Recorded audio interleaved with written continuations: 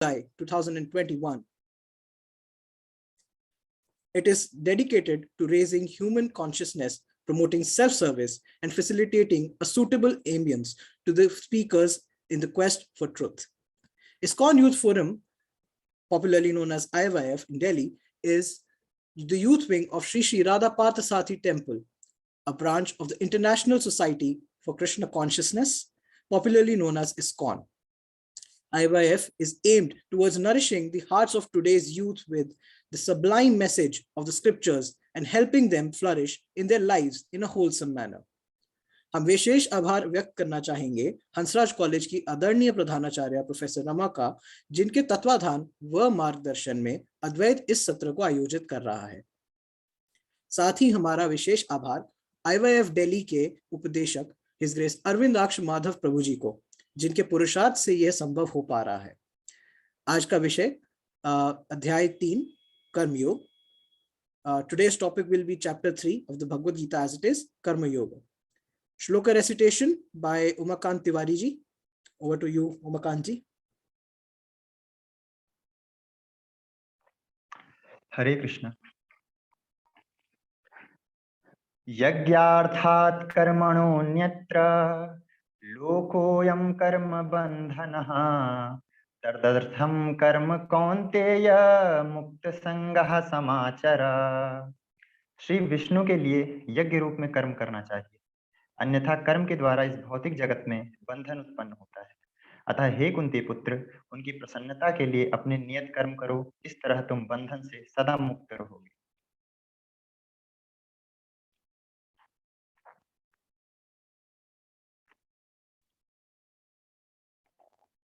यद्यदाचरति श्रेष्ठः तत् तद्देवेतरो जनः सा यत् प्रमाणं कुरुते लोकः तदनुवर्तते। महापुरुष जो जो आचरण करता है, सामान्य व्यक्ति उसी का अनुसरण करते हैं। वह अपने अनुसरणीय कार्यों से जो आदर्श प्रस्तुत करता है, संपूर्ण विश्व उसका अनुसरण करता है। प्रकृतेः क्रियमाणानि गुणैः कर्माणि सर्वशः अहंकार विमूढ़ात्मा कर्ता अहमिति मन्यते। जीवात्मा अहंकार के प्रभाव से मोहग्रस्त होकर अपने आप को समस्त कर्मों का कर्ता मान बैठता है, जबकि वास्तव में वे प्रकृति के तीनों गुणों द्वारा संपन्न किए जाते हैं।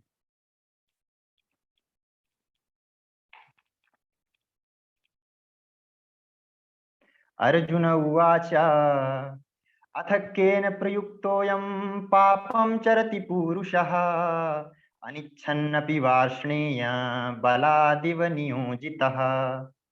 अर्जुन ने कहा, हे वृष्णिवंशी, मनुष्य न चाहते हुए भी पाप कर्मों के लिए प्रेरित क्यों होता है? ऐसा लगता है कि उसे बलपूर्वक उनमें लगाया जा रहा हो। श्री भगवान उवाच काम एष क्रोध एष रजोगुण समुद्भवः महाशनो महापाप्मा विद्येन मिह वैरिणम्। श्री भगवान ने कहा, हे अर्जुन, इसका कारण रजोगुण के संपर्क से उत्पन्न काम है, जो बाद में क्रोध का रूप धारण करता है और जो इस संसार का सर्वभक्षी पापी शत्रु है। हरे Krishna. Thank you, Umakanji, for such a mellifluous shloka recitation. A short announcement regarding the attendance. Your attendance will be taken through a feedback form that will be put in the chat box at the end of the session, and it will remain open for half an hour.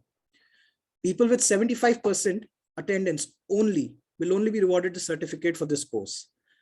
उपस्थिति अंकित करने हेतु एक feedback form इस सत्र के अंत में chat box में डाला जाएगा। आपसे निवेदन है कि आप उसे अवश्य भर दें। केवल 75% से अधिक उपस्थिति वालों को ही इस कोर्स का सर्टिफिकेट दिया जाएगा।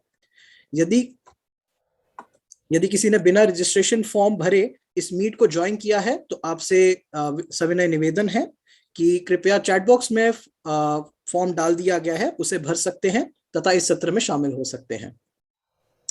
The students who haven't filled the feedback, who haven't registered yet for the sessions of Gitamritam, can now please fill the registration form given in the chat box and join our WhatsApp group.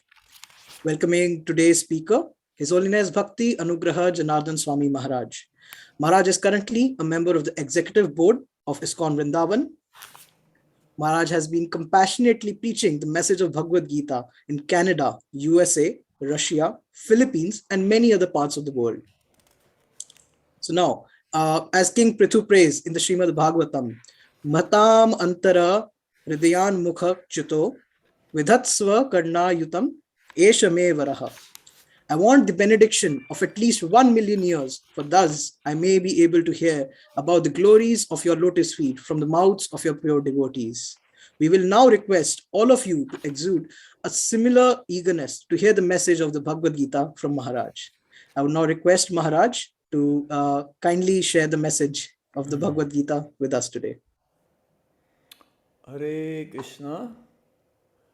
Thank you all for your kindness to invite me once again into your group. It's a privilege to be amongst people who are very interested in the topics about the narration that was discussed 5,000 years ago by the Supreme Lord Sri Krishna, along with his devotee and his friend Arjuna. And this is a timeless wisdom, a universal message for everyone, regardless of one's culture, nationality, religion. It is the essence of the Vedas. Vedas means knowledge. It's been compiled by Srila Vyasadeva 5,000 years ago.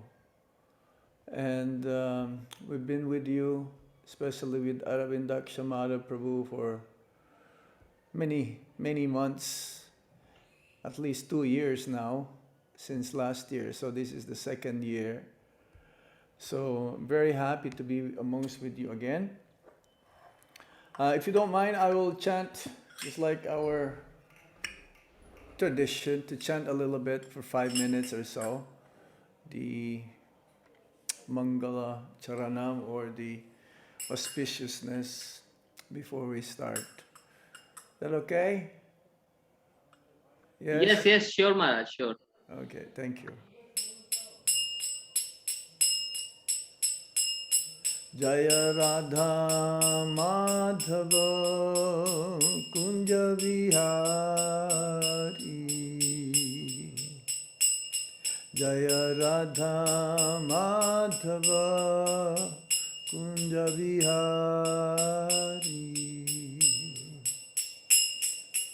Gopi Jana Vallabha Girivaradhari, Gopi Jana Vallabha Girivaradhari, Yasodhanandana Vraja Janardhana, Yasodhanandana Vraja Janardhana, Yamunattiravana Chari, Yamunattiravana Chari, Jaya Radha Madhava Kunja Vihari, Jaya Radha Madhava Kunja Vihari, Gopi Jana Vallabha Girivaradhari, Gopi Jana Vallabha Girivaradhari, Yasodhanandana Braja Jana Ranjana,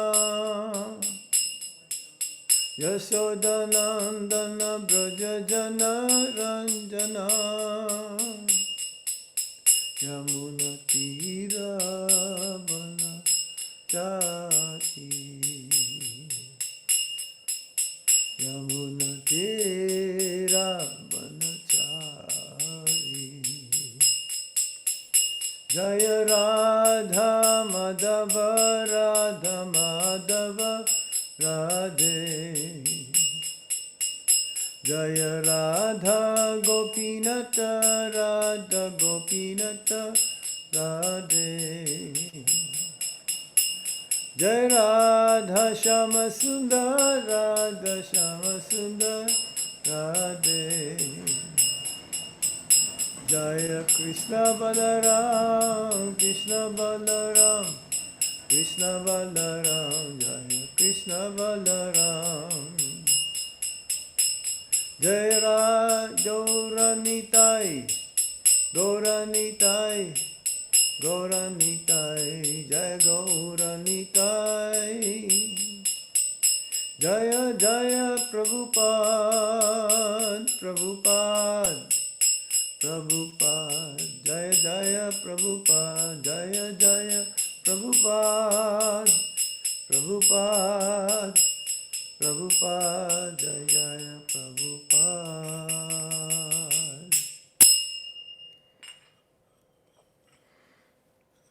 Om Vishnupadaya Krishna Vishnu Tulay Shrimati Gopal Krishna Vishwami Tamani Prabhupada Sahityam Pakasha Vitirja Pacharangi Vasharagapati Maha. Nama Om Vishnupadaya Krishna Prestaya Bhutale Shrimate Bhakti Vedanta Swami Niti Namine Namaste Saraswati Deve Gauravani Pracharine Nirvisesha Sunyavadi Pashacha Desatarine. Om Agyana Timirandasya Gyanan Gyana Shalakaya Chaksurun Militam Jena Tasmai Shri Gurave Namaha. Sri Chaitanya Manovistam Stapitam Yena Bhutale Swayam Rupa Kadamayam Dadati Swapadantikam. Vandeham Shri Guru Shri Juta Padakamalang Shri Guru Vaisnavamscha Shri Rupam Sagrajatan Sahagana Raghunathan Vitam Tam Sajivam Sadvaitam Sadvadutam Parijana Sahitam Krishna Chaitanya Devam Shri Radha Krishna Padan Sahagana Lalita Shri Visakamvitamscha. He Krishna Karuna Sindho Dinabandho Jagatpate Gopesa Gopika Kanta Radha Kanta Namostate. Tapta Kanchana Gaurangi Radhe Vrindavaneshwari Visabhanu Sute Devi Pranamami Hari Priye. Vanchakalpatarubhyascha vipasindubhya evacha patitanam pavanebhyo vaishnavebhyo namo namaha. Jai Shri Krishna Chaitanya Prabhu Nityananda Shri Advaita Gadadhar Shivas Adi Gaura Bhaktavinda. Hare Krishna Krishna Krishna Hare Hare Hare Rama Rama Rama Hare Hare. Om Namo Bhagavate Vasudevaya. Om Namo Bhagavate Vasudevaya. Om Namo Bhagavate Vasudevaya. So today we'll be discussing about the third chapter of the Bhagavad Gita as it is, the translation and purport by His Divine Grace Srila Prabhupada. The third chapter is entitled Karma Yoga. Karma Yoga, or work in Krishna consciousness. Lord Krishna explains, actually in the first 6 chapters of the Bhagavad Gita, there are 18 chapters in the Bhagavad Gita. The first 6 chapters is about Karma Yoga. Then the next 6 chapters from 7 to 12 is about bhakti-yoga. And then the last chapters from 13 till 18, the last 6 chapters explains about jnana yoga. So main yoga systems has been described. But ultimately it culminates in bhakti. The bhakti yoga part is in the middle, so it's somehow is like hidden. It's the most confidential knowledge. And so the first 6 chapters explains about this. And the summary of the 3rd chapter is given in the 43rd sloka purport by Srila Prabhupada. I'm going to read it to you because this is like the introduction. This 3rd chapter of the Bhagavad Gita is conclusively a directive to Krishna consciousness by knowing oneself as the eternal servitor of the Supreme Personality of Godhead, without considering impersonal voidness the ultimate end. In the material existence of life, one is certainly influenced by propensities for lust and desire for dominating the resources of material nature. Desire for overloading and for sense gratification is the greatest enemy of the conditioned soul. But by the strength of Krishna consciousness, one can control the material senses, the mind, and the intelligence. One may not give up work and prescribed duties all of a sudden, but by gradual developing Krishna consciousness, one can be in the transcendental position without being influenced by the material senses and the mind. By steady intelligence directed towards one's pure identity. This is the sum total of this chapter. So Srila Prabhupada mentions that almost in the very end of the chapter. Actually, is the last purport of this chapter. There are 43 slokas or verses into this chapter, and they are divided into 4 aspects. 4 aspects are renunciation, yoga ladder, exemplary lifestyle, and the biggest challenge of spiritual life. This is a continuation from the previous chapter, of course. In the first 9 sloka, the renunciation is explained. Then the yoga ladder is from the 10th to the 16th. Then from 17 till 35, exemplary lifestyle. How should we live, or how should we conduct ourselves? And then the challenges also that one faces, especially on this path. Prabhupada says, to those who are on the path of spiritual life, then it's like declaring war against Maya, declaring war against illusion. It's very difficult to give up our material desires. It's very, very difficult to give up the enjoying propensity.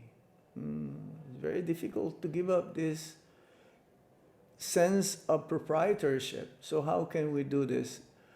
Because everyone has to perform their duties. Everyone has to perform their duties, and but we have to do it accordingly and not be attached. Hare Krishna. So renunciation, the first 9 slokas specifically explains about, yes, how we can be detached, using everything for Krishna's service, especially from the fifth sloka. There is a section, this is a section, a sloka, saying, I'll just mention the English part. Everyone is forced to act helplessly according to the qualities he has acquired from the modes of material nature. Therefore, no one can refrain from doing something, not even for a moment. It is the nature of the soul to be active. Now, we are embodied in this material form, which is made of gross and subtle elements, material elements. It is the nature of the soul to keep on moving, always active. Prabhupada says in the purport, because without the presence of the soul in this body, then this body is considered as dead. It will not move. It's only moving because of the soul. It's like I'm seeing through my eyes, but actually it is the soul ultimately that is perceiving that sense of sight. When I taste something, it is not really the tongue that is tasting, but actually is the person inside of this body, the soul. When I hear something, it is not the ears that is really hearing, it is the soul. Because without the soul, you can have the ears, you can have the nose to smell, or you have the eyes, open your eyes, but if the soul is not there, then actually you're not really be able to use all of these different senses for acquiring knowledge. The body is only a dead vehicle to be worked by the spirit soul, which is always active and cannot stop even for a moment, even while we are sleeping. The soul is active, even though the body may be resting, but the mind, which is one of the three subtle elements, mind, intelligence, and ego, let's keep on working. That's why you have dreams while you're sleeping. So, yes, but we have to engage all of them. As a spirit soul, we have to be engaged in the good work of Krishna consciousness. Otherwise, it will be engaged in occupations dictated by the illusory energy. So, renunciation. What is renunciation? That means using everything for the pleasure of the Supreme Lord. It's categorized in different ways. There's what you call true renunciation. There is also myth. And there is a real and fake and real way of developing detachment. Renunciation means being detached. That means also indifference in a sense. Arjuna was instructed by the Supreme Lord, Sri Krishna, that we should not be affected by different changes in this material world. One can be blasphemed, or one can be glorified, heat and cold. One should be in equanimity. One should be not affected by the changing of the seasons. As like now it's winter time, then it'll be spring. Now we celebrated this Vasant Panchami, which means indicating that in 40 days it'll be spring. And then comes May and June, then it'll be hot. And some people will not be able to work. Even I know some devotees, they're affected by this because due to health or some other ways, they're not able to come up early in the morning. Or in summertime, it's very difficult also, so hot. So we should be detached. But ultimately, renunciation means True renunciation means we should be detached from possessiveness. Krishna has given us so many things. I'm sure many of you, or of all of us, Krishna provides. In the early days in ISKCON, there is this motto, and they actually believe that Krishna provides. This motto or this understanding that Krishna provides everything, even to the animals in the forest. He gives everything. He provides food for everyone, even elephants that eats kilos or hundreds and kilos of food. They don't have to go to work. They don't have to invest their money in the stock markets, but they're being provided. So everyone has his own quota of wealth, of intelligence. Everyone is given the understanding how we perceive things.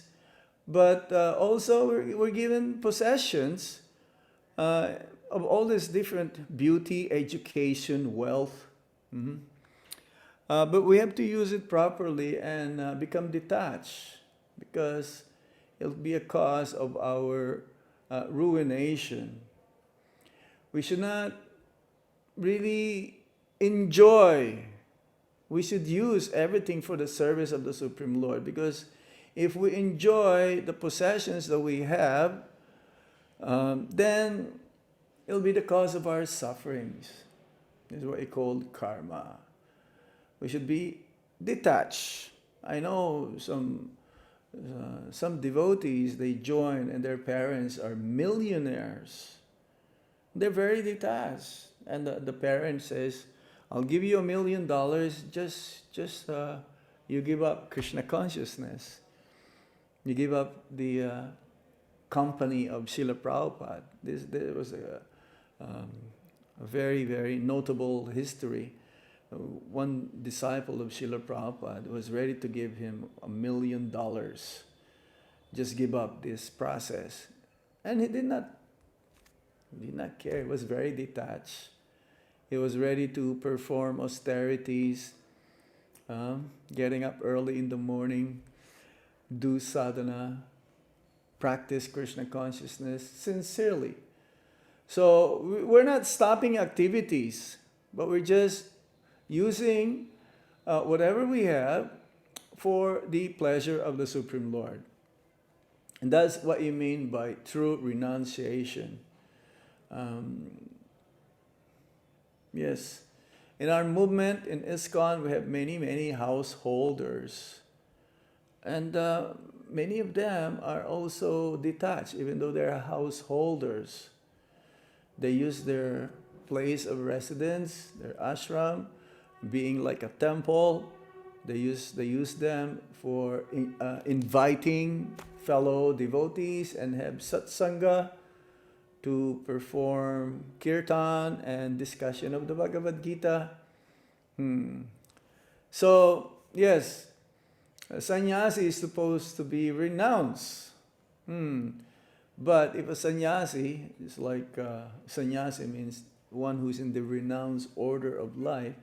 But if a sannyasi is attached still to many things, even to the place of his previous residence, then sincere or dutiful householder is better than attached sannyasi. Sannyasi is supposed to be no more connection with women and money. But then some sannyasis can be attached still to their position, prestige. So that is not good. Spiritual life means not leaving your family. I know most of you are students, if not all of you are students. Maybe some of you are faculty members. That doesn't mean that if you read Bhagavad Gita, you'll be afraid, oh no, Swamiji is saying, maybe we have to leave our family. We're not saying leave your family or give up whatever you're doing right now. Continue what you're doing, but you just have to add Krishna in your life. It's like Prabhupada gave an example. You can have many, many zeros, billions of zeros, quintillions, quadrillions of zeros, but it doesn't have any meaning. But if you put one in the front or at the back, it will have meaning. So life will only have meaning if we add Krishna in our life. So it doesn't matter what kind of position you are in the society. So spiritual advancement is determined by purity of our thoughts. Just like here in Vrindavan, where I'm staying, there are many sadhus also. Usually in India, those who wear lal kapra, this collar, saffron collar, is considered as a holy man or sadhus. But some of them are not really quite sadhus because they're still attached. Prabhupada would say that, oh yes, some of them, they will leave their family. They used to live in the city. They will come to Vrindavan and they will adopt the clothings or the attire of a sadhu. But then they're still attached. They still have big bank account and still having so much connection with their family, and sometimes they have, boyfriend or girlfriends also. So that is fake. That'll be a disturbance to the society. So what determines what real renunciation is a purity of our thoughts. What is my intention? What is my interest? Is my interest for the benefit of my fellow friends, to give them Krishna consciousness, to help them, or to take advantage of the society, to exploit the society? We heard many news like that in India, some so-called sadhus, they exploit the followers, they take advantage. And some of them are in jail because that's what it is. It is fake. They become disturbance to the society. Text 9. Yajñartat karmano nyatra lokoyam karma bandhana tad artam karma konteya mukta sangha samachara. Work done as a sacrifice for Vishnu has to be performed. Otherwise, work causes bondage in this material world. Therefore, O son of Kunti, perform your prescribed duties for his satisfaction. And in that way, you will always remain free from bondage. So as we mentioned earlier, from text 1 to 9, this is about renunciation. So we have to work for the pleasure of the Supreme Lord. In order to maintain our body, everybody has to act or perform some actions or work. Otherwise, if you don't move, how are you going to eat or feed your family? So work has to be done. And there are some prescribed duties for a particular social position, and quality are so made that the purpose can be fulfilled. So in society, there are different social classes. Brahmana, Vaishya, Shudra, and Kshatriyas. But in Kali Yuga, everyone is a Sudra. Kalo Sudra Sambhava. Not very many are in that intellectual platform, or even the Satriya. Satriya is supposed to be like administrators, the leaders of our society. So mostly they're not really leaders. They're also Sudras. They don't have that qualification. But nevertheless, everyone has to perform their actions or their activities as a sacrifice, a yajna, yajño vavai Vishnu. A yajna, so sacrifice. Our work has to be like an offering directly to serve Lord Vishnu, yajna vai Vishnu, to serve Lord Krishna. It's like an offering. All of our activities should end up in a way that it is meant for the pleasure of Lord Krishna. So in this way, we also enjoy and be happy. It's like if you water the root of the tree, then all the branches, the leaves, the twigs, and everything part of the tree gets nourished. So we are part and parcels of the Supreme Lord. And if our work will be performed for the pleasure of the Supreme Lord, ultimately we will be happy. This is how it is, isn't it? To have a peaceful and happy life, work has to be done for the satisfaction of Lord Vishnu. And what are the benefits of this? One will become free from sins. No more karma. We create karma life after life because if we perform activities which is meant only for our own benefits, then karma is there. For momentarily enjoyment, the reaction is like lifetimes after lifetimes of sufferings. But if we be a little bit austere, sacrifice means austerity also. Austerity means you perform activities whereby you have a goal to achieve, you wish to achieve, but you have to pay the price in order to attain that. So in this way, there is some hardships, there is some sacrifices that one has to perform, but then ultimately one will become free from sins, because if we perform our activities, our actions as a sacrifice for Lord Vishnu or Lord Krishna, then there is no more karma. And ultimately, after this lifetime, one will go back home, back to Godhead. So we have to balance our duties. We have to balance the duties and the activities that we have to perform. The duties of the body and the mind, and the duties of the soul. There is a demand of the body.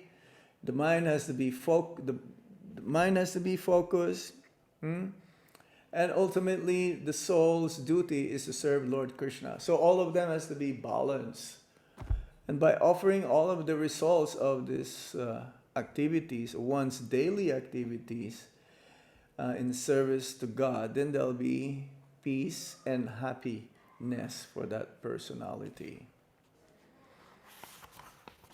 Text 13. This was also, I think this was quoted. Yagya shishta shina shanto muchyante sarva kilvisai bunjate tiyatuga papa ye pachanti atmakaranat. The devotees of the Lord are released from all kinds of sins because they eat food which is offered first for sacrifice. Others who prepare food for personal sense enjoyment verily eat only sin.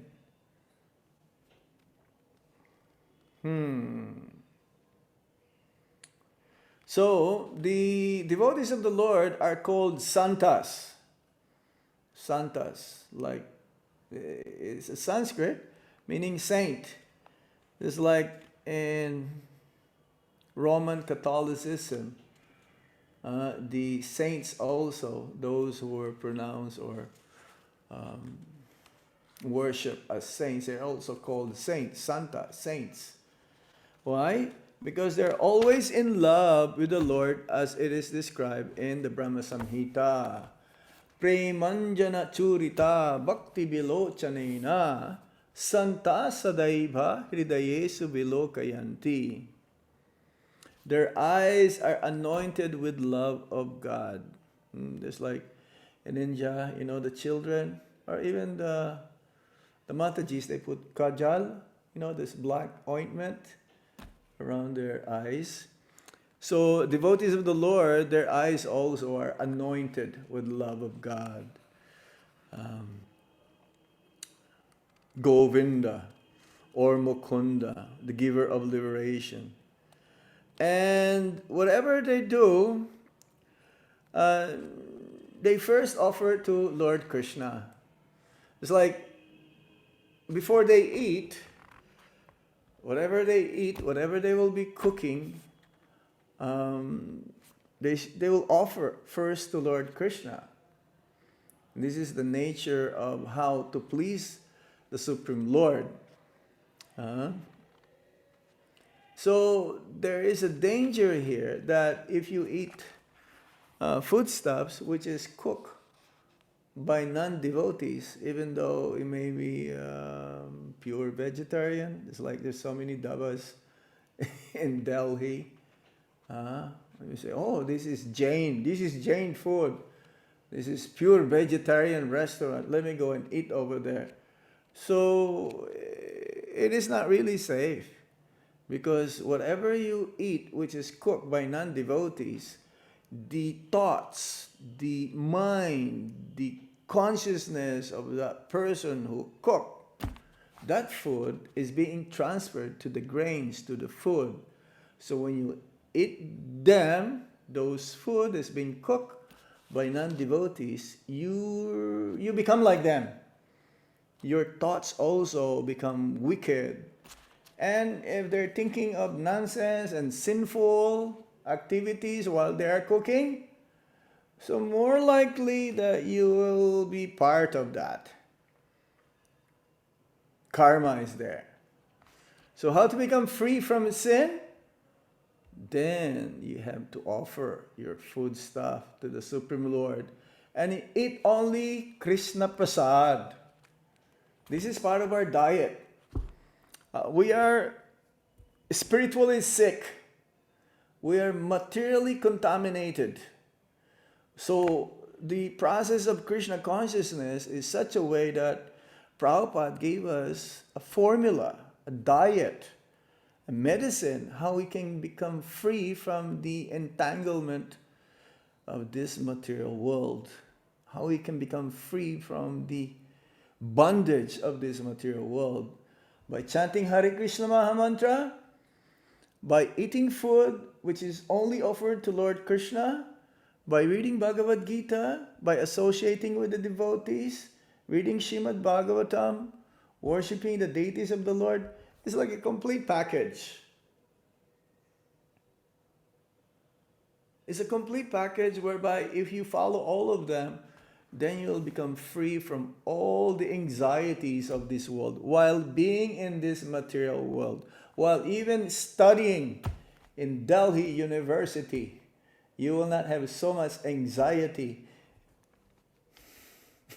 especially during your exams or before exams. You'll take it easy.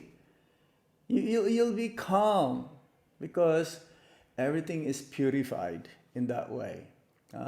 This is one of the advantages. I know many students we've talked to, they chant Hare Krishna Maha Mantra, they offer their food to Krishna, they read Bhagavad Gita, they're so peaceful and they can memorize many of the things as being taught so easily. This is one of the advantages of having a clear consciousness. But if you eat food which is cooked by non-devotees, wicked people, beware. You will be like them also. So even eating can purify us if we offer first. This is considered also as a sacrifice. Next ladder is a yoga ladder. The yoga ladder is divided into four. Either we live as sinful or sinless, either we become a materialistic personality, either we become follower of Karma Kanda section of the Vedas, or following Karma Yoga. So there are two options in the beginning. All things necessary for maintenance of our bodies come ultimately from Krishna.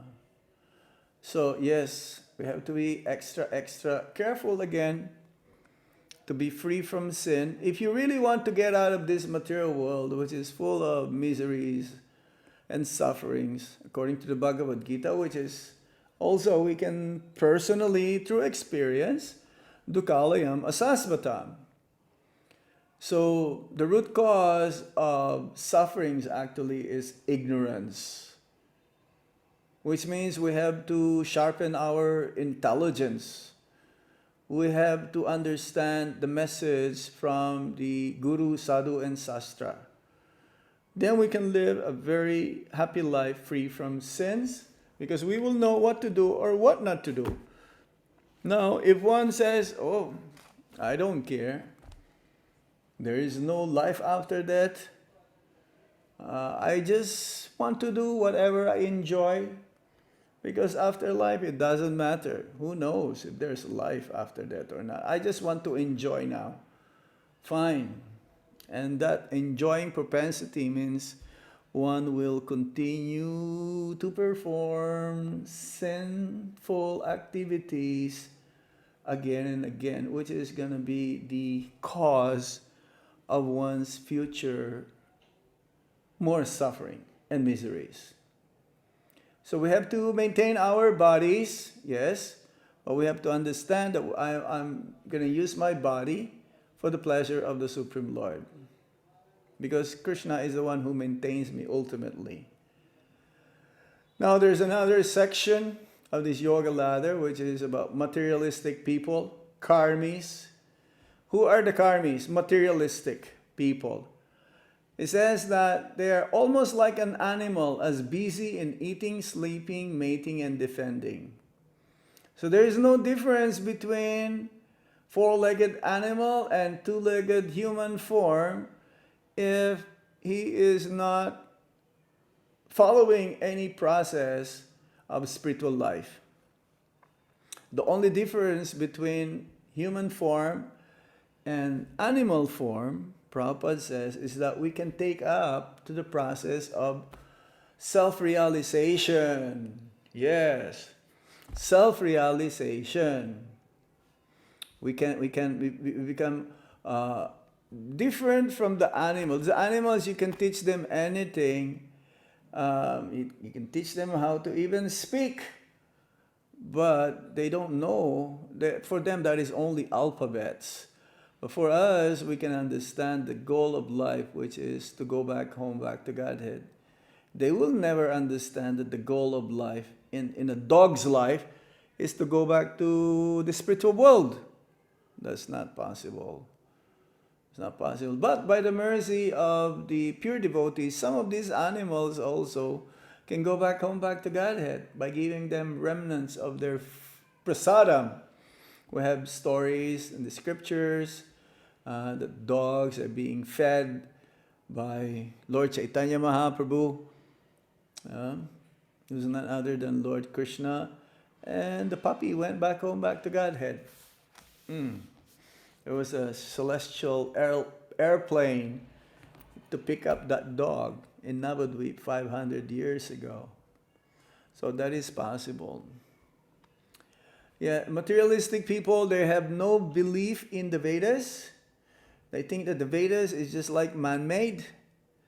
They think that this is speculation, just like only written few hundred years ago. But no, the Vedas are like our mother. If you want to know who is your father, you ask your mother. And if you want to understand the supreme absolute truth, the Lord, His attributes, His name, fame, form, qualities, and pastimes, then the Vedas are written by the literary incarnation of the Supreme Lord himself, Vyasadeva, Srila Vyasadeva. He is an empowered Sakyavesa avatar. And the Vedas are infallible. Dharma tu sakshat bhagavat pranitam.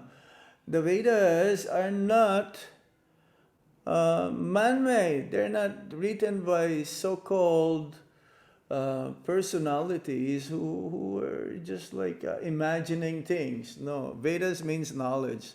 See, the world, the material world, was created because of the conditioned souls. They want to enjoy, but then there's a way out, how to get out of this material world by understanding the message of the Vedas. And the Bhagavad Gita is the essence of the Vedas. We don't have enough one lifetime to read the Vedas. It's not possible. But at least let there be one book, Sankaracharya says. Let there be one mantra, Hare Krishna Maha Mantra. Let there be one book, the Vedas, from the Vedas, which is the Bhagavad Gita, the essence. It's a universal knowledge. So the materialistic people, they don't have beliefs in this. They're only always in the propensity to enjoy. They're always thinking. Materialists always think of two things, women and money. They work hard just to enjoy. After enjoy, they work hard again. So it's like a cycle. But they don't know that enjoyment again is not real enjoyment, because there is a beginning, there's a middle, and an end. And a little bit of enjoyment means many lifetimes of sufferings. Real enjoyment, according to Lord Chaitanya Mahaprabhu, is anandam buddhi vardhanam pratipadam purnam ritasvadanam sarvat masnapanam param vijayate si Krishna sankirtanam. Anyone who takes part in the sankirtan, yagya, the chanting of the Hare Krishna Maha Mantra, it cleanses the heart, it cleanses the mind from all the misgivings, it cleanses the heart from all the unwanted desires, lust, anger, greed, madness, illusion, envy. And the bliss, the happiness that one derives from this is always increasing. The ananda is increasing and it's everlasting. The materialistic people, they like quick fix, quick enjoyment. Like in America, I lived in America for many years. They want everything instant. India is also following it now. They're like instant coffee, instant mix, instant food. In America, we have like 24 hours store, the 7-Eleven stores. I think in Delhi also now they have 24 hours stores where you can buy whatever you want, those foodstuffs or anything. They want this enjoyment. Only think of enjoyment: eating, sleeping, mating, and defending. And they're very selfish. They only think for themselves, self-centered. They're very introvert. They don't care about others. They don't care even if someone is dying in the street. They don't even help. I've seen a video, there's one person who's like practically dying. You know, people are just passing by. They don't care. This is none of my business. No, if you see someone suffering, you try to help. The nature of the devotee is like Arjuna, being a devotee also. In the beginning, he doesn't want to fight, even though he's a Kshatriya. He's a Kshatriya, but his duty is to fight. But the nature is compassionate nature, so he doesn't want to kill. But Krishna says, no, don't worry. All of them already been killed by me. Just have to do your part. The materialists, they're selfish. For themselves, they'll spend so much money.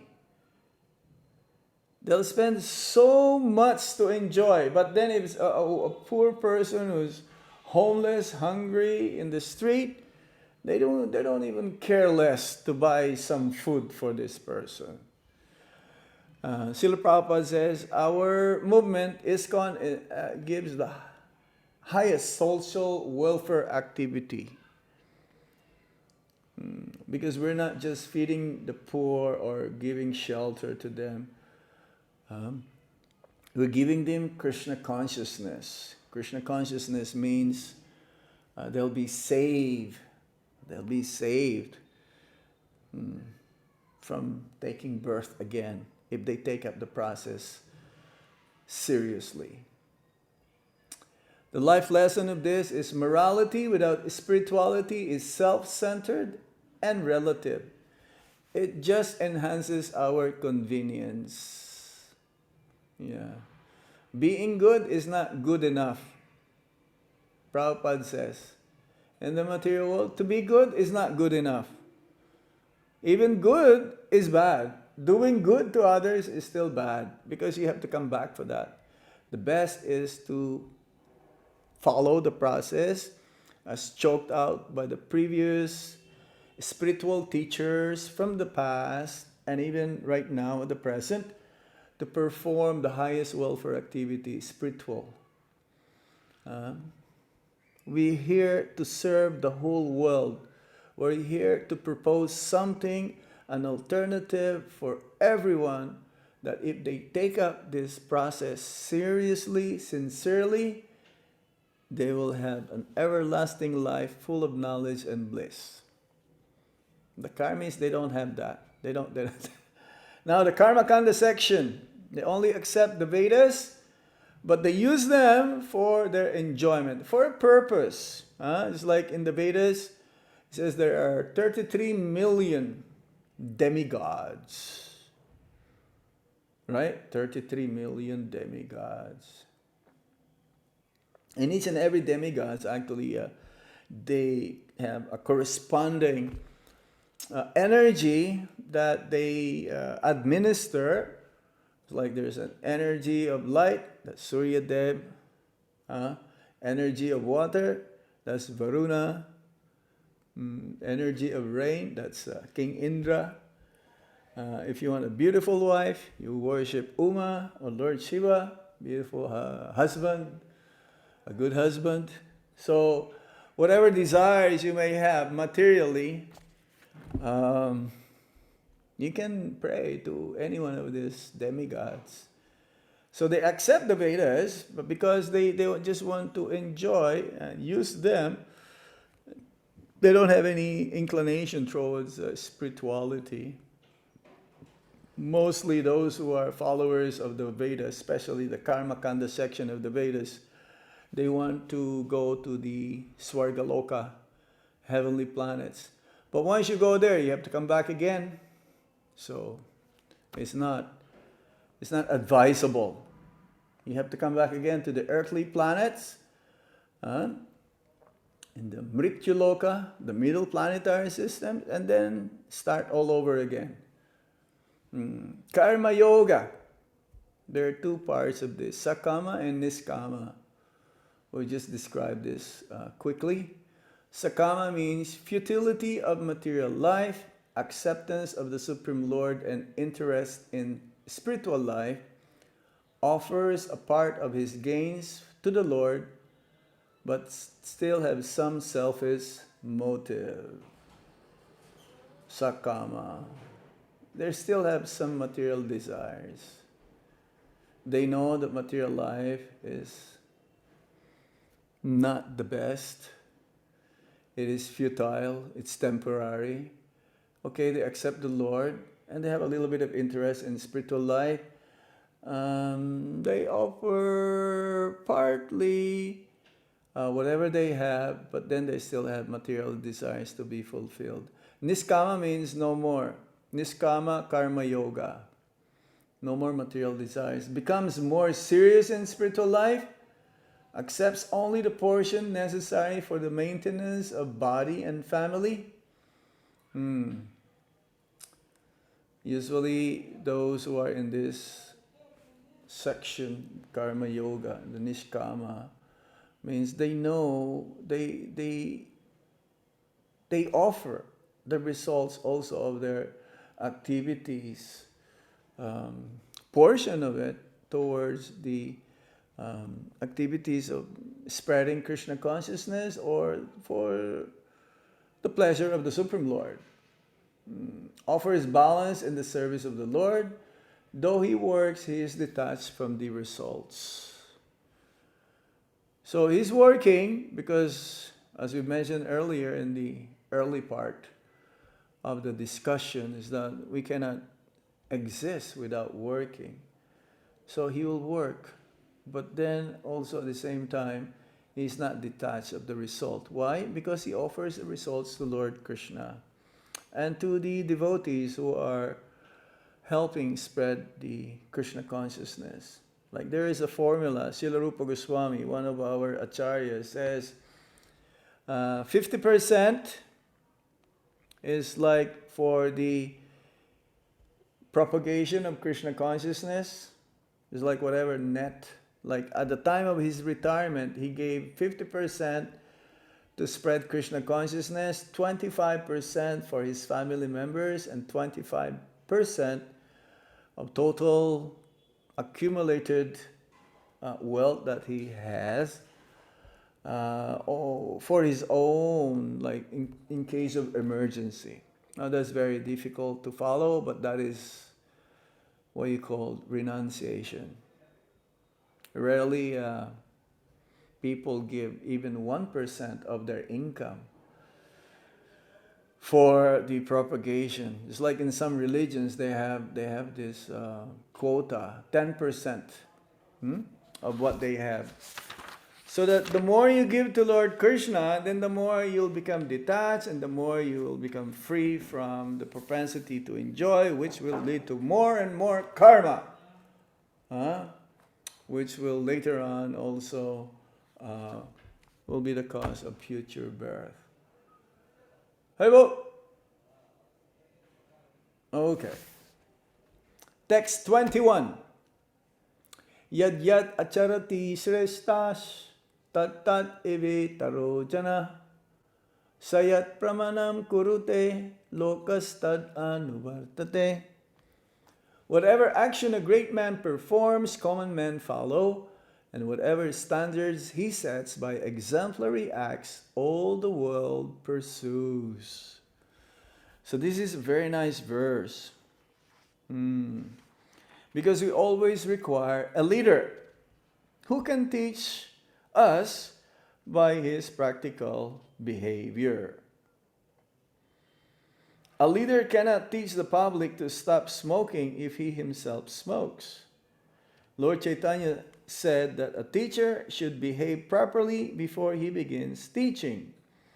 One who teaches in that way is called acharya, or the ideal teacher. Therefore, a teacher must follow the principles of Shastra, scripture, to teach the common man. Yes, an ideal leader should be a good example.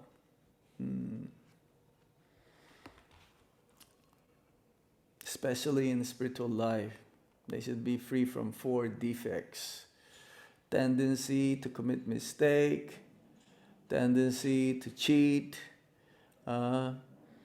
tendency to be illusion, and the senses being imperfect. That's very rare to find a genuine guru or genuine teacher. Usually they pose themselves as genuine, but instead of teacher, they are cheater. Because they want to manufacture their own rules, which has no credibility in the Shastra, and they're not even in the disciplic succession. Or let's say even nowadays, there's so many great personalities to set an example for others to follow. They have to have an exemplary lifestyle. It's like there's a story of one one boy is very restless, is very, very hyperactive. So the mother wanted for the child to be a little bit shanti or peaceful. So he went to a Kaviraj, a doctor, and asked the Kaviraj to please help how he can have his son to be a little bit more shanti, not super hyperactive, because this is dangerous, he may hurt himself. So the Kaviraj says, you come back next week. Come back next week. So the mother brought back again the son to the Kaviraj, and the Kaviraj was asked again. So now we are here. You ask us to come after 1 week. So can you please help my son? He's really I don't want him to be like super hyperactive. He may hurt himself, bump his head while running. And the Kaviraj says, well, you have to cut his sugar. Don't tell him to not give him sugar for a long time. The mother says, is that it? What? Oh, you could have told me this last week. You could have told me this last week. Why we have to come back? Just you told me this? The Kaviraj says, well, because last week I was still eating sugar also. How can I tell someone to stop eating sugar if I'm eating sugar? So, no, I have to stop eating sugar myself. Then I can prescribe. So, this a lesson here is that, yeah, the leaders must be bona fide, must be genuine. In Kali Yuga, there are so many charlatans, pretenders. Just like to find a genuine teacher, you have to do some investigation also, some research. Prabhupada says this world is a world of cheaters and cheated. Because many would like to be cheated, so there are many cheaters. But there you can find genuine one though, through their lifestyle. It's not that only when you're with them, then they're okay. Then in their private life, they do all the nonsense things. There's so many, we're exposed like that in America. They're big preachers, like in the 80s or 90s. They're like gospel. They have thousands and thousands of followers. But then they get caught, embezzling money, or they get caught with some women and so on. So, yes, leaders walk their talk. Leaders walk their talk. Ultimately, especially the leaders of the country, they have, in the Vedic times or the early days, they're called Raja Rishi. Raja means king, and Rishi means saintly kings. Like even the last emperor, Parikshit Maharaj, he's a Raja Rishi. Now, in nowadays they want Ram Raja. They want the kingdom of Ram without Ram. So how is that? Especially, I'm sorry to say, India, our leader should stop all these slaughterhouses. Stop all of this. There should be a certain area only. Okay, you do that. Because, it's like Parikshit Maharaj, he told the personified Kali, you cannot roam around. You can only do whatever you like in a certain place, okay? Because it's unavoidable. But nowadays, everywhere you go, you can find liquor store. Even in Vrindavan, there's a liquor store. What? In the holy dam? This is the responsibility of the leaders. The leaders, if they want people to be ideal, good, moral, valued people, then it starts from the top. But what to do? At least the chief minister, he stopped animal slaughter or consuming of meat within 10-mile radius near the Krishna Janmabhoomi. So at least that is a start. That is a good start. But why only 10-mile radius? Why not the whole Vrindavan or whole of India? We should be the leader of the world in establishing real Dharma, because this is the land of Dharma, India, right? But unfortunately, it is not. And the youths are being affected. The future of our society. They try to follow the West. They think that whatever is going on in the West, they are the leader. West is the leader. So whatever is going on there, we follow them. So that's why one of the highest rates of suicide in the world is in India. Especially the youths. I did some research on this about depression.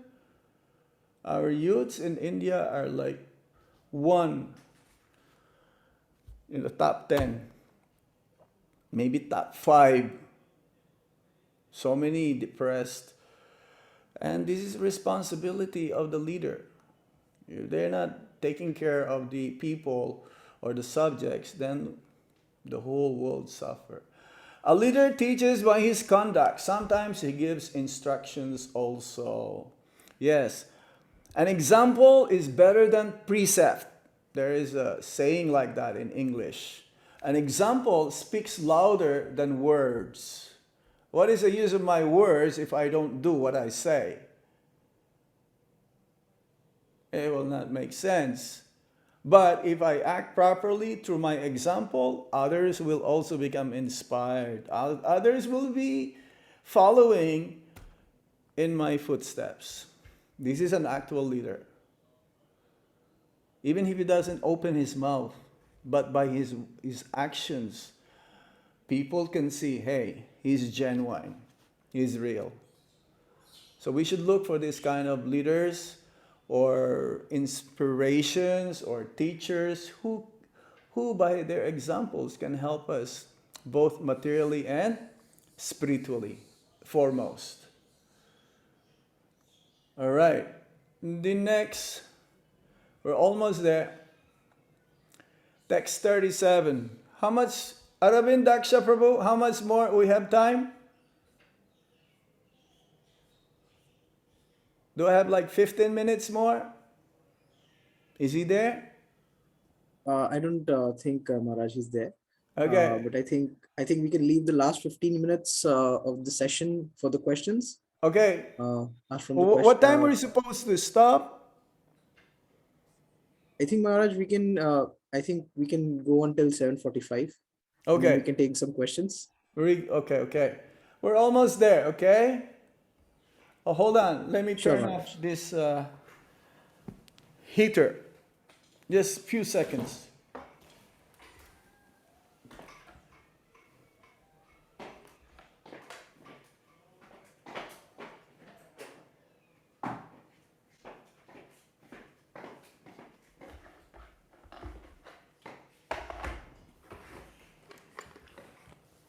Text 37. We're almost there. Next one will be like next few. Very interesting. Text 37. Shri Bhagavan Uvacha. This is the challenges now. This is the last part of this session that we are discussing about, third chapter. The challenges in spiritual life. This is part of karma yoga.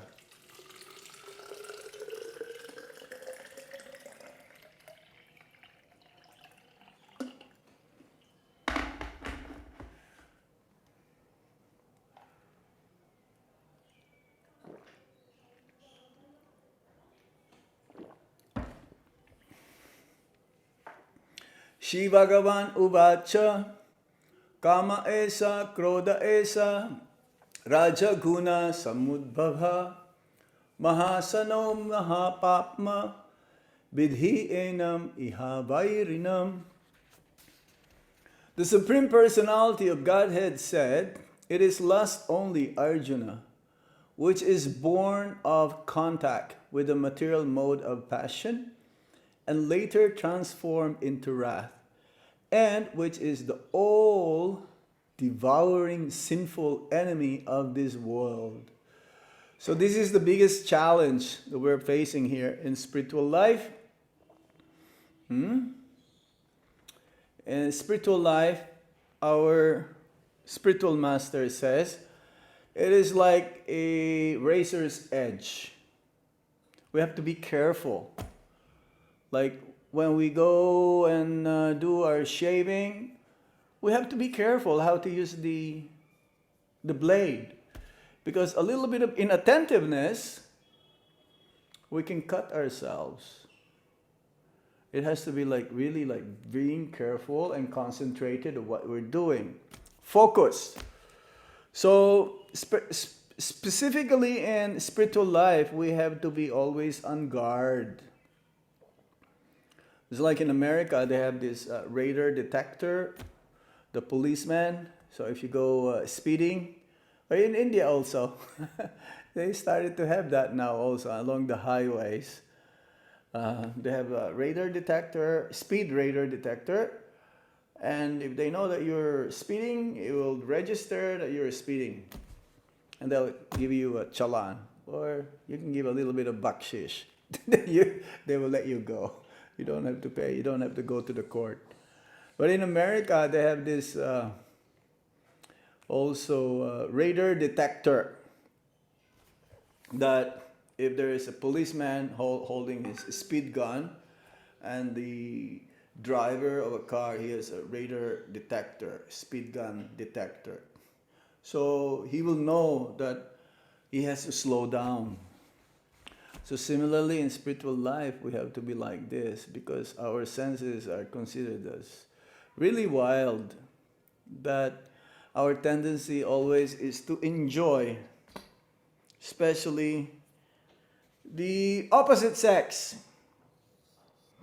The greatest enemy of a spiritualist is the to be well. It is natural to be attracted. That is the nature of this world. The opposite sex attracted to each other, but we should know how to control. The biggest challenge of this is like that. The attraction towards the opposite sex. To enjoy. The enjoying propensity, as Prabhupada says, is the highest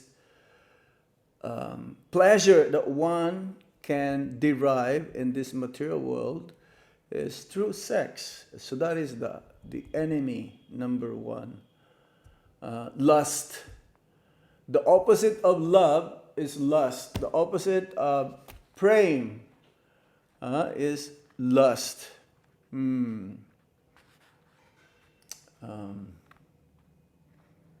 Yes. Prabhupada gave an example. Love is compared to gold and lust is compared to iron. Both are metals. But, of course, gold is more precious. And we want to be loved and we want to love. But that love can only be applicable towards the Supreme Lord, towards God. And the reason why we're still in the material world, because we want to still enjoy the material world. A real enjoyment is serving Krishna. Attaining love of God means serving Krishna. So, the kama, lust. Lust means I want to enjoy you, and I just want to enjoy you. There's no reciprocation. In love, there is a reciprocation. I love you, and also I want you to love me. In the material world, even if you don't Even if you don't want to enjoy me, I just want to enjoy you. This is lust. There is no reciprocation, almost like only one way. So this is our biggest challenge in our life. There are different coverings of lust. The natural tendency of us is to love God. This is the soul. But when the same love is directed towards oneself or towards the opposite sex, it transforms into lust. Ultimately, we are selfish, self-centered again. Cannot be satisfied. Just like Prabhupada gave an example that you want to build a fire, but then you're putting petrol.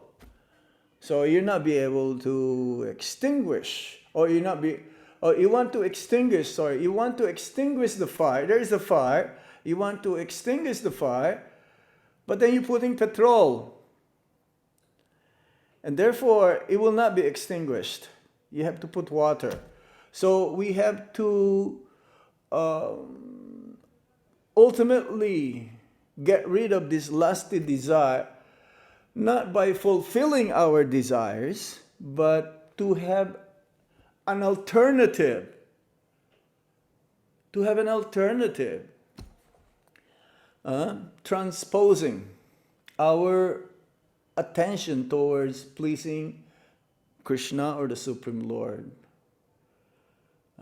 The nature of this world is that there is one so-called spiritual society that, oh yes, we want to kill these lusty desires. Okay, so don't worry, you just enjoy as much as you like, and after some time you'll get sick and tired of it. Then you will not have any more propensity to enjoy.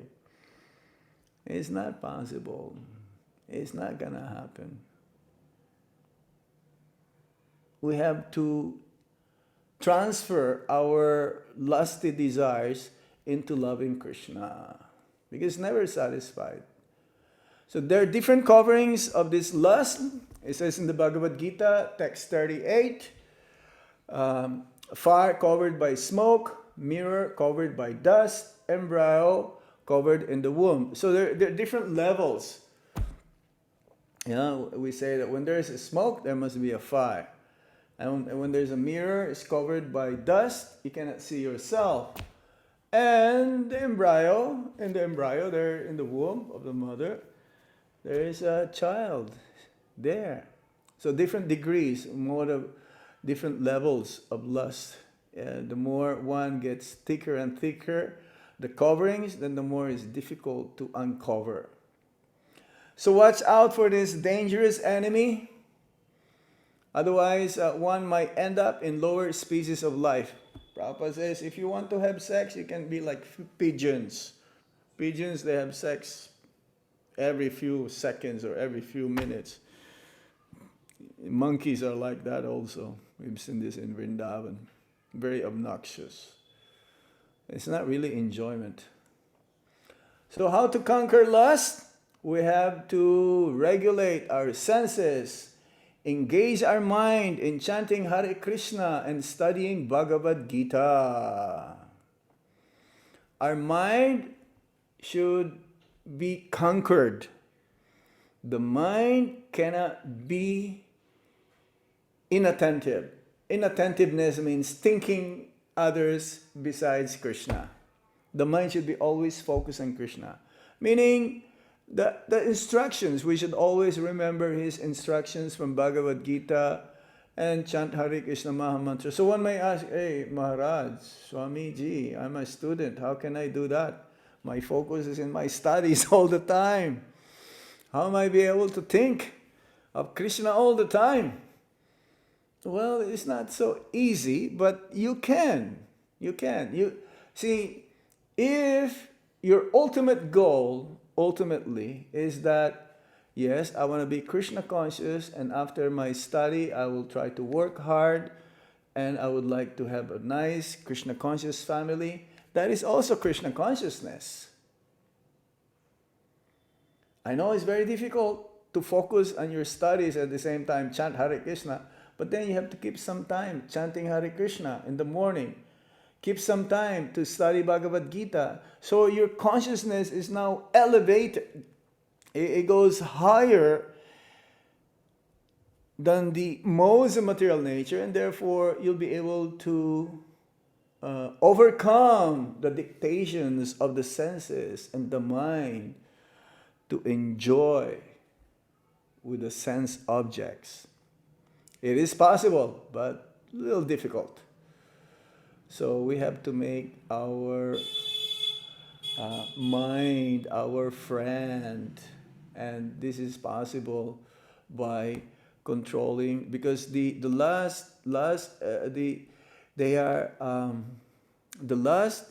sitting place of the lust is the senses, the mind, and the intelligence. So we have to sharpen all of those. They're subtle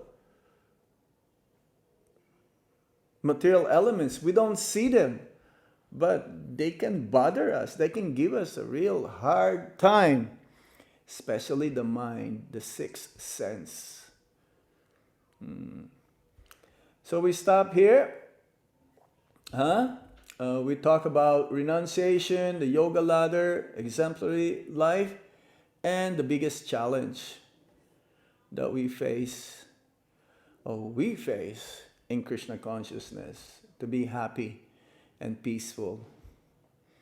Is it clear to you, or many of you are somewhere else?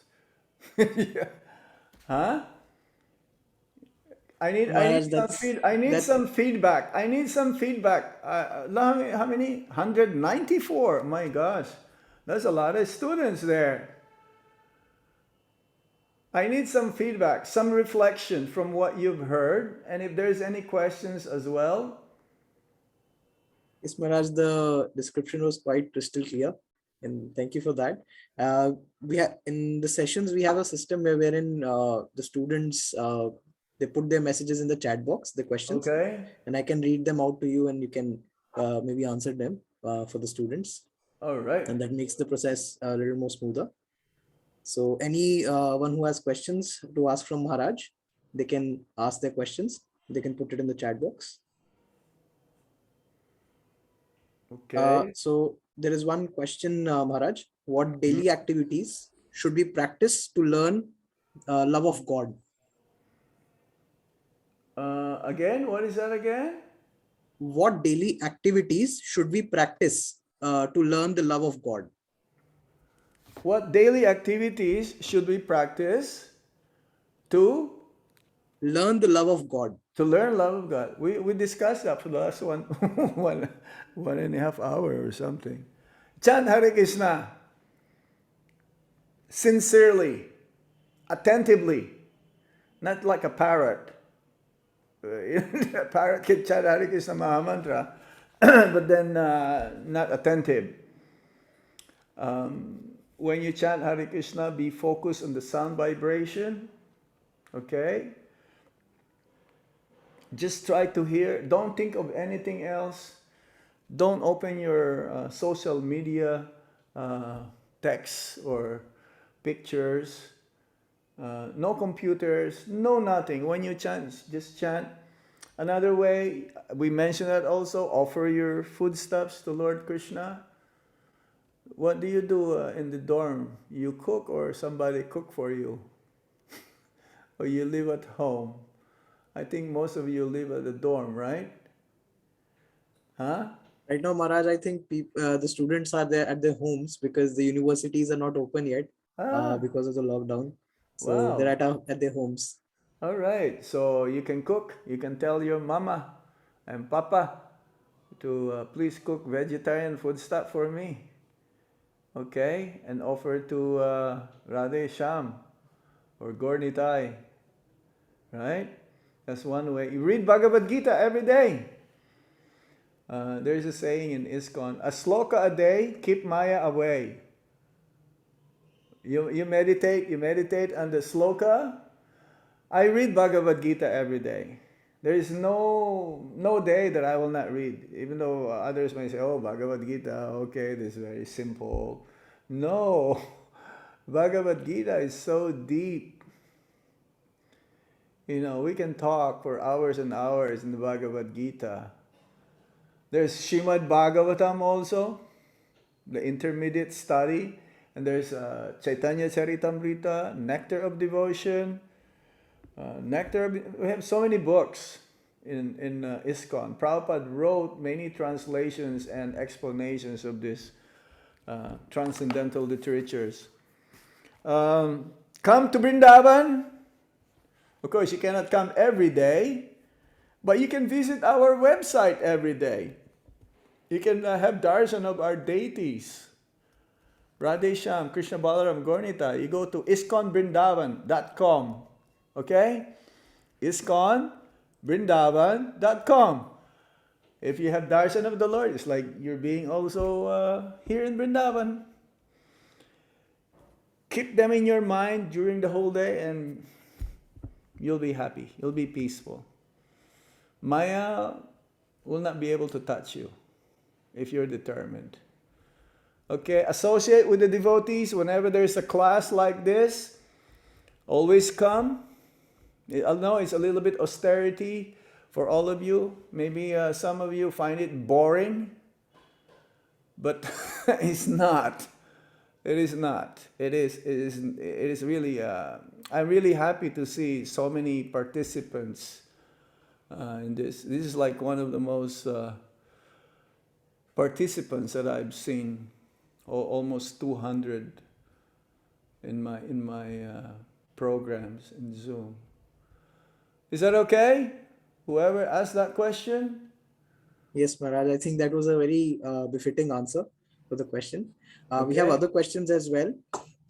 There's another question. How can we differentiate between mind and soul? And what is the meaning of pure thoughts? Oh, well, you see, the soul is spiritual, but the mind is still material. Material means the mind is the function of the mind is thinking, feeling, and willing. So the soul is like the passenger. Okay, I'm going to give you the differentiation. The soul is, there is a chariot. The horses, there are 5 horses, and there are the senses. The rein that controls the horses and the driver is the mind. The driver is the intelligence, and the soul is the passenger.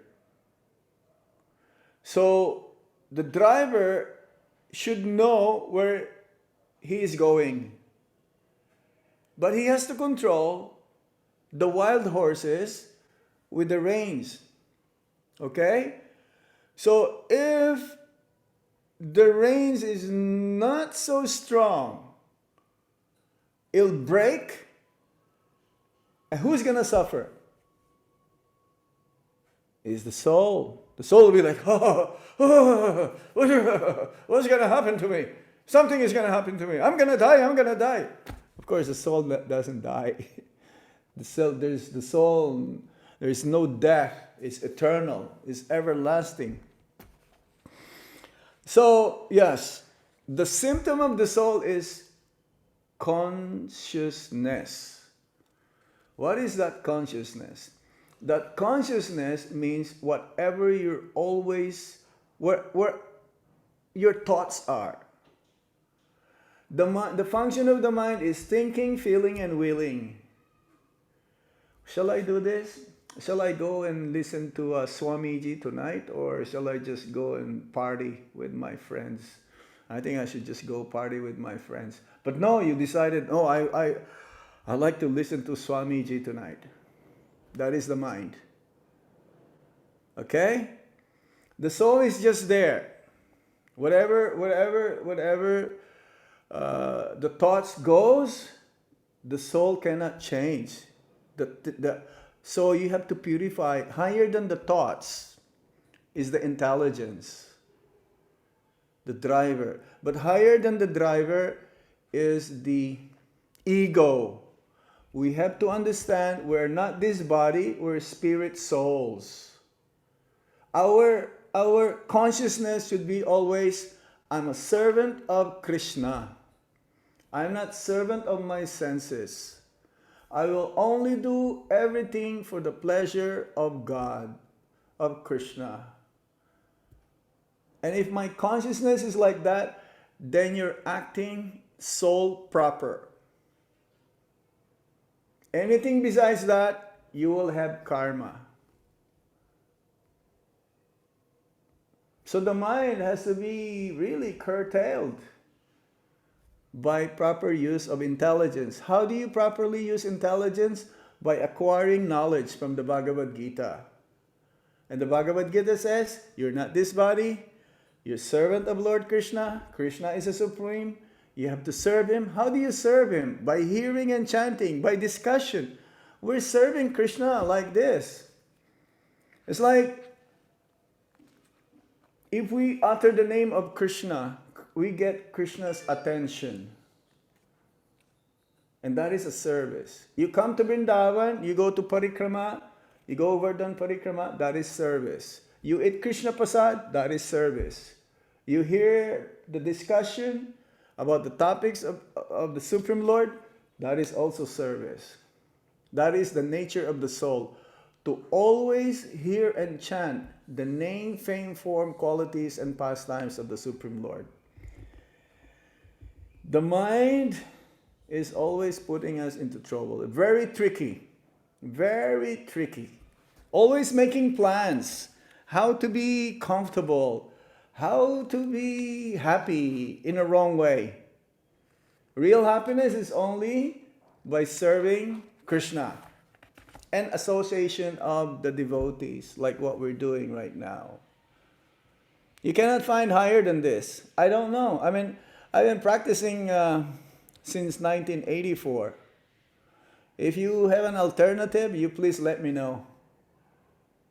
I don't find anything else besides this. I don't find. No, I'm doing this every day. We get up early. We get up 4 o'clock in the morning every day. Well, not 4 o'clock. Some they wake up before that because we all get together for Mangalartik. I mean, I've been doing this, 30 years plus now?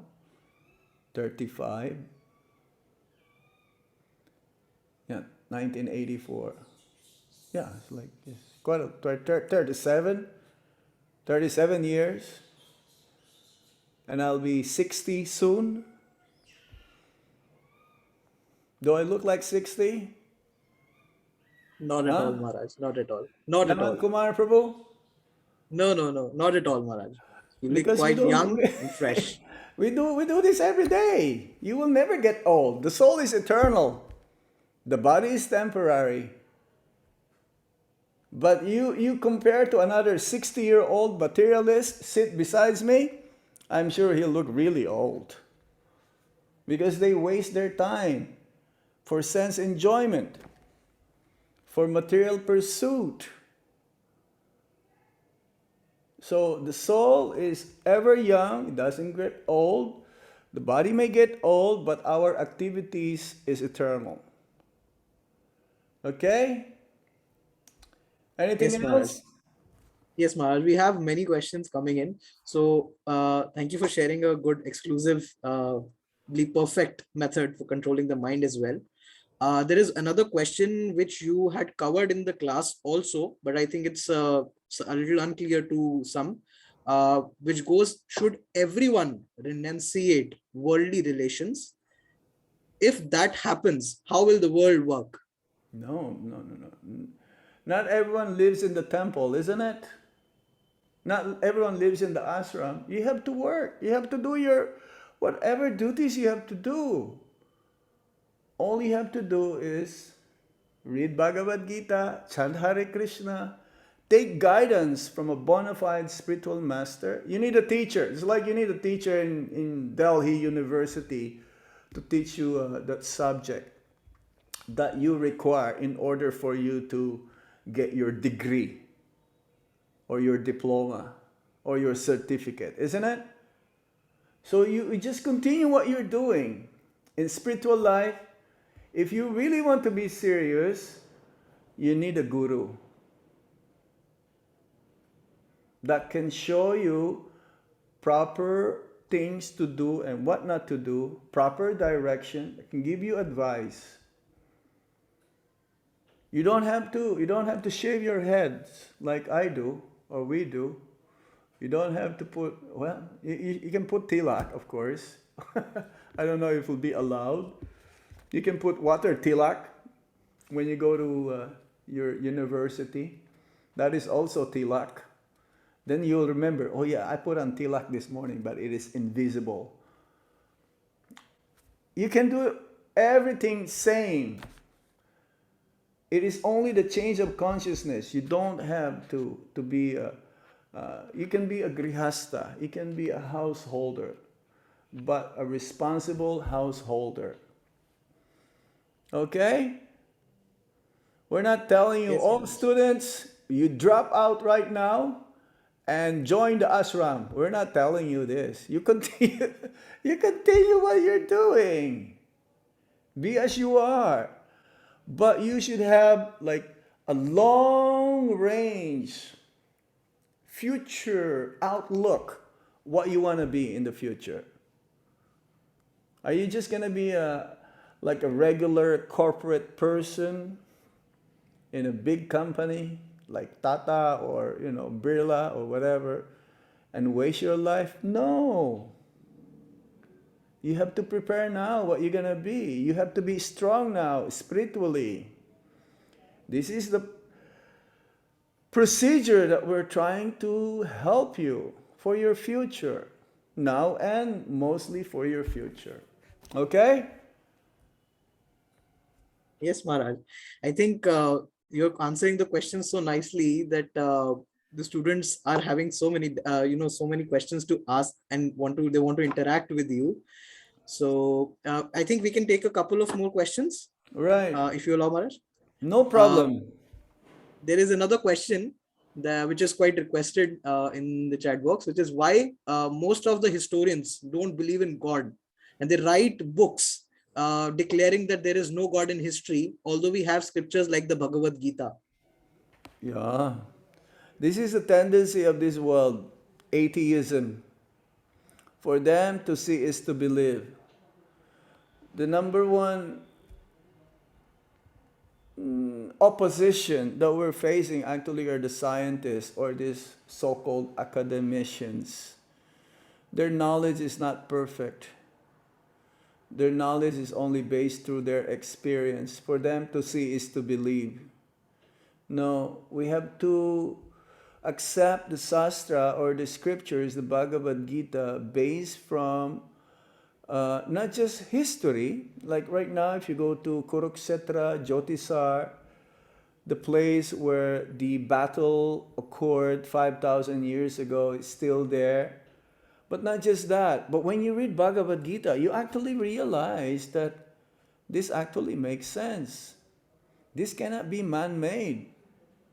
This is not a mythology. There is a basis about this. You can realize this. See, what we're talking here is that you can use this in your everyday world, everyday life. The effect of what we've read can be tested in how you apply this knowledge in your everyday activities, even as students. The impact into your consciousness, what I was telling for the last 1 hour and 40 minutes, 45 minutes, there is no school can teach this. There's no. You can find anywhere in the world. There's no department that teaches. Of course, we teach Bhagavad Gita also in some universities, like you. University of Delhi is part of your club or your Sangha, Advaita, right? But they just speculate. The historians, they speculate. But the proof that actually this is real is that you can feel it. I don't have to ask you whether you understand or not, but I'm sure you can feel and you can understand what I said. You need faith. First of all, you need faith in order to understand Shraddha. And how do you come to the point of having Shraddha or faith? These historians, they don't have faith. According to one Acharya, whom we are honoring today, Vishwanath Chakrabarti Thakur. I don't know if you heard of him. Vishwanath Chakrabarti Thakur is one of the Acharyas who, in our disciplic succession, who wrote commentaries, especially Bhagavad Gita, Srimad Bhagavatam, and other scriptures. He said that the initial stage to attain faith, because how do you attain faith? I mean, there's so many of you here, of course, going down now, is to, you must have a little bit of mercy be given by sadhus. Be given some mercy by Mahatmas, saintly personalities. And also, you also should be given an opportunity or perform a little bit of service towards them. Towards them. Serve them, and also reciprocally, they will give you a little bit of mercy. Then your Shraddha or faith will start, and then you'll associate with the devotees. Then you'll be able to have a taste of what is really the scriptures, the Bhagavad Gita. So for them, I think you should give them prasadam or something, offer them prasad. That is mercy also, coming from the Lord. And give them Bhagavad Gita. Let them really read, especially Bhagavad Gita as it is. Okay? Yes, Maharaj. So that's a perfect way to have mercy on them as well. I think we can take one last question, which is being an introvert. Someone has asked, being an introvert, Okay. how to protect yourself from being irritated in a group or an association? Protect from what?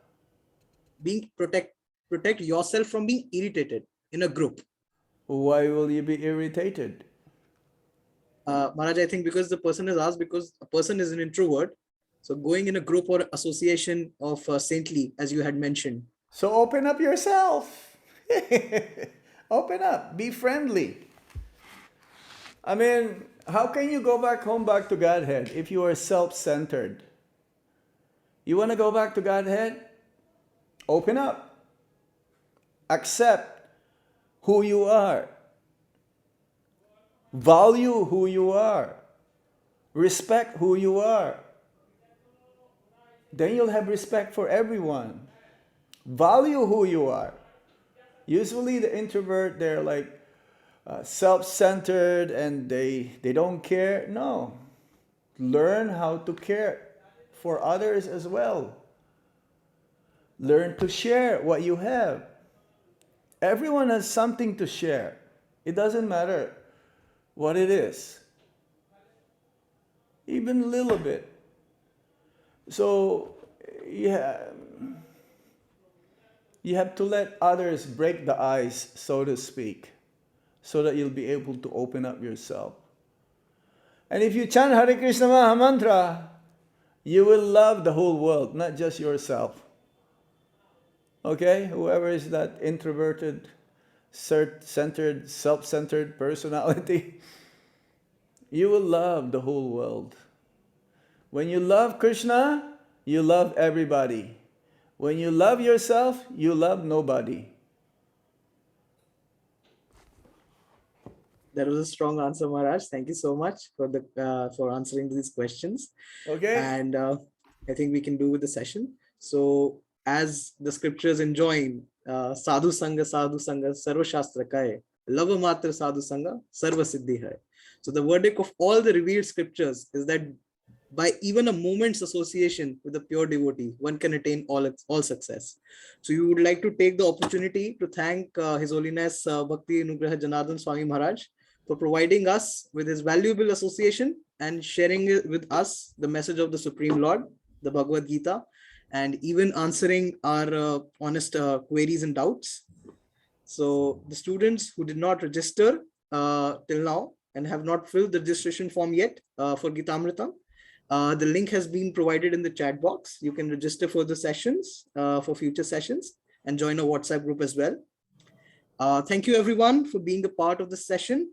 Our next session will take place on Tuesday, 8th of February, and we'll be covering the chapter 4. In this session, we will have the wonderful opportunity of hearing from His Grace Sarvamangal Gaur Prabhu. Hope to see you all there. Namaskar. Hare Krishna. Hare Krishna, Hare Krishna, Krishna Krishna, Hare Hare, Hare Ram, Ram Ram, Hare Hare. Hope to see you. Come to Vrindavan, all of you. Okay? Maybe someday. Yes, Maharaj. Aravindaksha Madhav, he brought some students also, and I met some of them. So please come. Hare Krishna. Good night from Vrindavan. Hari Hari. Hare Krishna Maharaj. Thank you so much. Thank you so much for the invitation. Hari Bol.